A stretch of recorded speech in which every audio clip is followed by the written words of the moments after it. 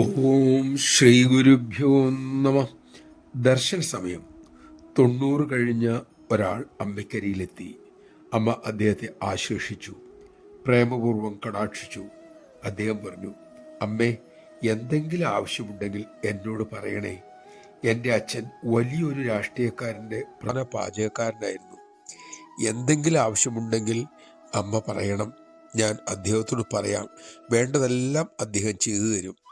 അമ്മ വാത്സല്യപൂർവ്വം തലകുലുക്കി അദ്ദേഹത്തെ ഒരിക്കൽ കൂടി ആശ്ലേഷിച്ച് പ്രസാദം നൽകി അയച്ചു.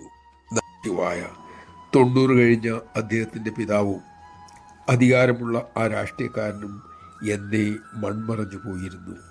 പക്ഷേ അമ്മയ്ക്ക് വേണ്ടി എന്തെങ്കിലും നൽകാനുള്ള ഹൃദയത്തിൻ്റെ വെമ്പലായിരുന്നു ആ വാക്കുകൾ. കൊടുത്തുകൊണ്ടേയിരിക്കുക എന്നതാണല്ലോ അമ്മ നിരന്തരം പഠിപ്പിക്കുന്ന പാഠം. സ്നേഹപൂർവ്വം ഭക്തിപൂർവ്വം കൊടുക്കാൻ നമുക്ക് സാധിക്കട്ടെ. കൊടുക്കാൻ കിട്ടുന്ന ഓരോ അവസരവും അമ്മ തരുന്ന അവസരമാണെന്നും തിരിച്ചറിയണം.